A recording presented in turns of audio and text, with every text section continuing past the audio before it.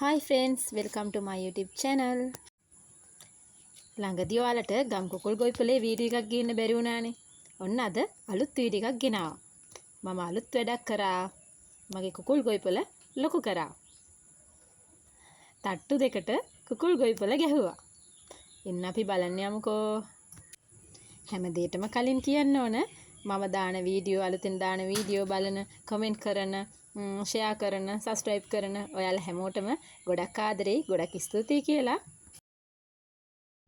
අලුත් කුකුල් ගොවිපලේ හිමිකාරත්වය මෙයාලට ඔන්න පැවරුවා.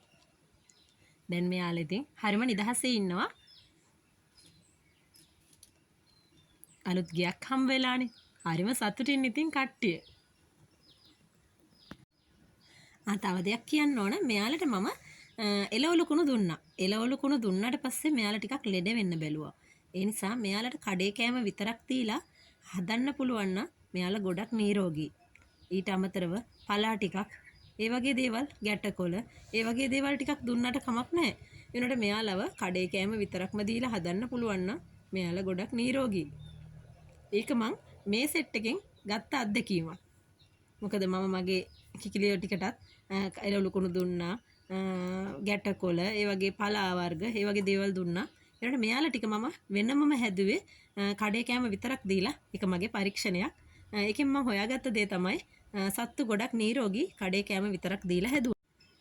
ඔන්න මේ විදිහට තමයි මම මේ කුකුල් ගොවිපල හදාගෙන ගියේ. මේ හදද්දි ගත්ත වීඩියෝ පෙළක් ඔන්න බලන්නකෝ. මුලින්ම බිමට අත්තිවාරමක් දාලා තමයි මම මේ විදිහට මේ ලී වලින් මේ කුකුල් කුඩුව හැදුවේ. තනිකරම ලී වලින් හදලා තියෙන්නේ. තට්ටු දෙකට ඉතින් මගේ ගෙවත්තේ ඉඩ තියෙන විදිහට ඉඩ පිරිමහ ගන්න තමයි මම මේ විදිහට හැදුවේ. ඉතින් උඩ ඉන්න පිරිස, උඩ තට්ටුවේ හදන පිරිස හදන්නේ සම්පූර්ණ නිදලි ක්‍රමයටම. එයාලා වරින් නැහැ. පහළ ඉන්න අය නම්, පහළට දාන අය නම් මං අඩ නිදලි ක්‍රමයට තමයි හදන්න බලාපොරොත්තු වෙන්නේ. මගේ අලුත් වැඩේ හොඳයිද කියලා ඔයාලත් කමෙන්ට් එකක් දාන්නකෝ. එන්නකෝ පෙන්නන්න උඩට ගියාම මගේ ගාඩන් එක පේන විදිය. ගස්ලබ ගහක් තියෙනවා දොරකඩම.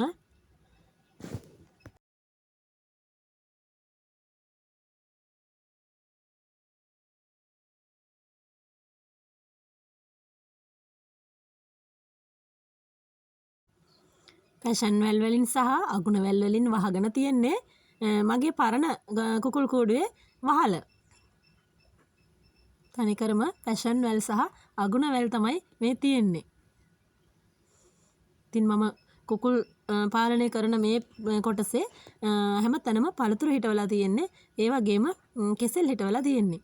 ඉතින් ඒ වගේමුත් මට අමතර ආදායමක් ලැබෙනවා. මේ තියෙන්නේ මම කිව්ව ගස්ලබ ගහ දොරකඩම තියෙන්නේ.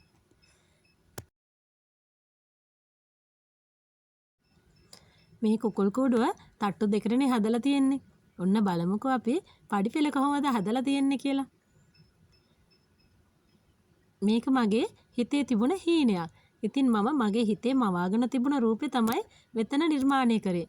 ඉතින් මේ වැඩේට ආව බාසුන්න හැලා මම කියපු විදියටම, මම බලාපොරොත්තු වෙච්ච විදියටම මට මේ වැඩේ කරලා දුන්නා. මේ තියෙන්නේ උඩට එන පඩි පෙළ. ඉතින් පඩි පෙළටත් මම මේ විදියට වහලක් ගැහුවා. මොකද ලී වලින්නේ හදලා තියෙන්නේ. පඩි පෙළ තෙමුනම දිරන්න බලන නිසා.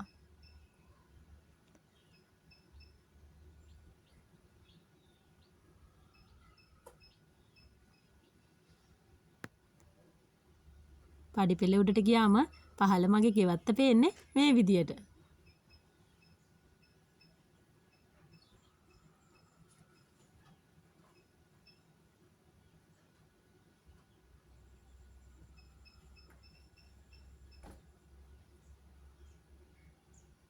ඔන්න බලන්නකෝ. තව යාළුවෙකුත් එනවා අලුත් කුකුල් ගේ බලන්න. නැන්ද මොකද්ද මේ හැදුව අලුත් ෆාම් හවුස් එක කියලා බලන්න තමයි මේ එන්නේ. මෙයා තමයි කැලි. අපේ ගෙදර තවත් එක චණ්ඩියෙක්.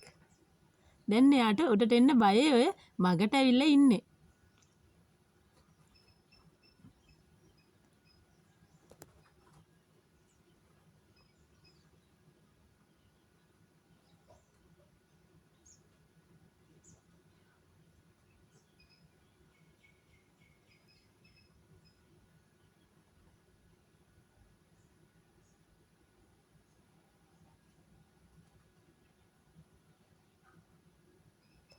පුංචි ඉඩ පිරිමහගෙන ලස්සනට ඔන්න මම අලුත් නිර්මාණය කරා.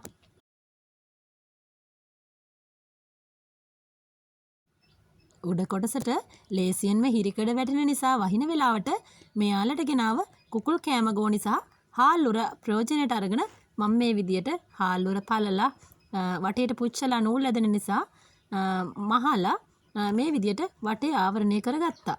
එතකොට හිරිකඩ වැටෙන්නේ නැති නිසා වහින්න නැති වෙලාවට මේ මහලා තියෙන මේ කවර උස්සන්න පුළුවන් ආකාරයට මේ සෙට් කරලා තියෙන්නේ.